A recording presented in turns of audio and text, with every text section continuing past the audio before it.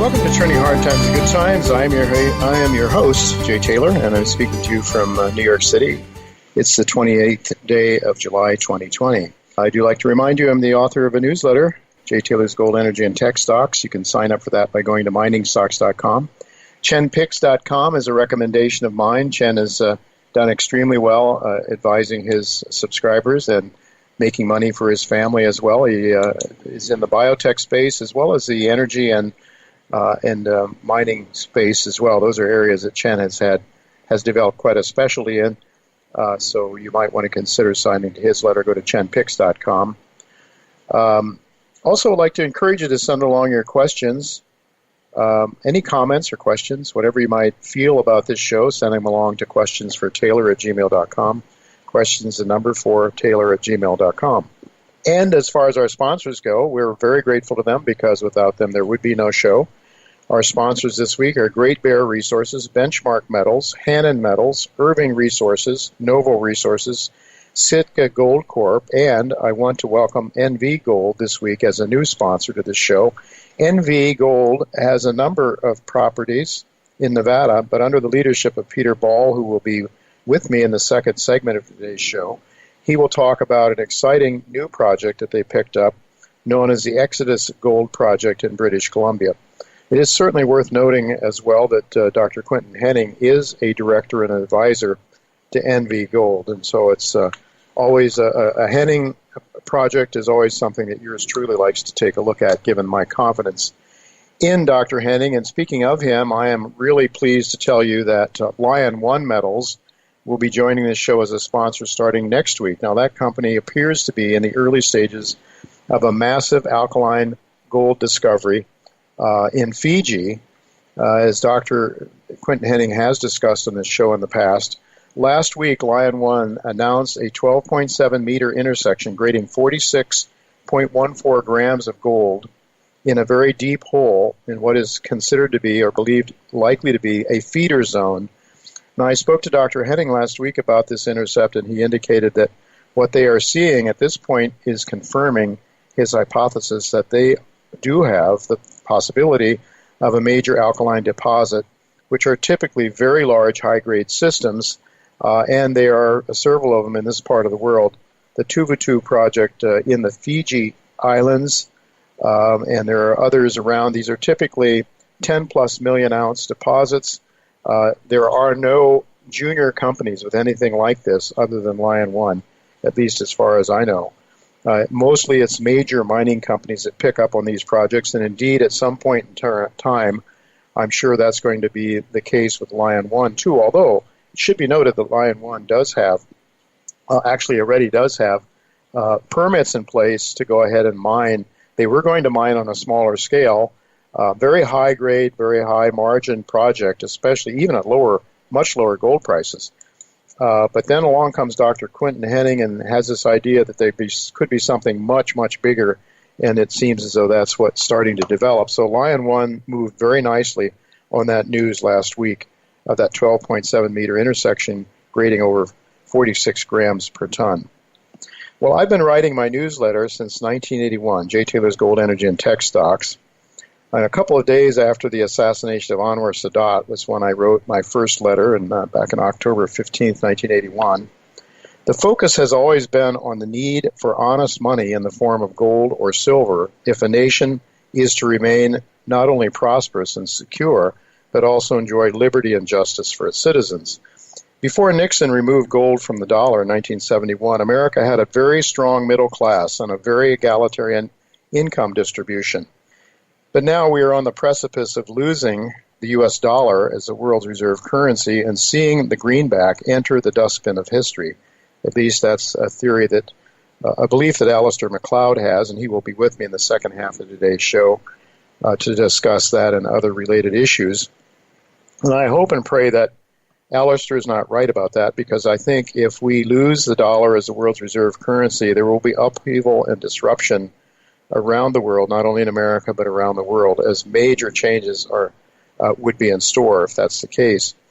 But given the horrific financial condition America and the Western world in general finds itself, I can honestly say that I have never been more bullish with respect to gold and silver, and that dates all the way back to 1981. I do remember right before that in the 1970s, the late 1970s, and that's how I got interested in the gold mining sector. I saw the rise in gold prices, dramatic rise in inflation, and that was a time in which gold shares did extremely well. I think this move right now is going to be much bigger than what I witnessed in the late 70s. But I believe that we are now already starting to see a massive transfer of wealth away from fiat money into gold and silver, certainly small compared to the total number of currency units that are floating around in the world's reserve in the world. But as James Turk suggested yesterday, that what we are seeing now with the new high in gold is just the front end of a tsunami of rising gold and silver prices. It's not that gold and silver have increased in value, not at all, simply that our financial system has been destroyed by Keynesian economic theory that has denied price discovery of capital, hence the destruction of capital, which is really the only system that has been successful in lifting the incomes and the living standards of people around the world throughout human history. So I'm just suggesting that had Nixon not removed gold from the international monetary system, we would not be having the horrific financial instability that now threatens to throw the world into an enormous economic coma. But when crises occur, as I mentioned, there are opportunities, and a growing number of people are seeking ways to invest in gold, which is why I'm working hard now to put together a course on that very topic. Thanks to our son Scott, who has suggested there are a lot of people out there in his travels who are seeking information on this topic. They're looking for ways to make money and seeing the handwriting on the wall for the equity markets and the financial markets in general. Well, I hope to be offering this course in the very near future. I'm working hard on it right now. It will be an online, fee-based, pre-recorded video course that will cover such subjects as why the table has been set for this being the greatest bull market in my lifetime, a post-COVID-19 world, and a fourth turning for America, and why that is bullish for gold and silver and tangibles in general. Different ways to own and invest gold and silver, including mining shares. A basic discussion of the economics of precious metals mining projects. The basics of investing in junior exploration stocks. And finally, I will have an interview with Dr. Quinton Henning about what he looks for in deciding whether or not to get involved in an exploration program. Now, Dr. Henning is involved as a key advisor to many of the companies, several of them that are sponsors of this show. I have learned to really appreciate Dr. Henning's expertise and his willingness and ability to look outside the box, in fact, and to think differently from many of his colleagues in the exploration business. So I'm working hard to complete this course, which will be a recorded video, as I say, and with PowerPoint slides. Because of the rapidity of this move in the precious metals, I am trying to move this along as fast as I'm able, and I hope to be able to see the finish line, or at least be able to project that by next week's show. Again, if this course sounds as if it would be of interest to you, please register your interest by sending a note along to questionsfortaylor@gmail.com. Questions, the number 4, questionsfortaylor@gmail.com. Now, I've titled today's show, Inflation, This Time is Different. Alistair MacLeod returns and Peter Ball visits for the first time.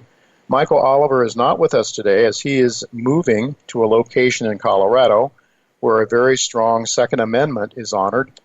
However, Michael is expected to be returning to us next week. Deflationist Ms. Shedlock, who has been on the show a few years ago, recently reiterated reasons why he expects falling prices during what is emerging as the most serious economic decline, arguably since the 1930s. Deflationary forces in a depression are well established, but the case for rising prices hinges on dollar vulnerability as a global currency. Now the Fed needs to fund massive U.S. deficits from money created out of thin air. But unlike the 1930s, when the U.S. had its currency backed by gold, this time there is nothing backing the U.S. dollar. There's nothing to hold it down at this point in time, nothing to keep endless amounts of infinite amounts of money from being created.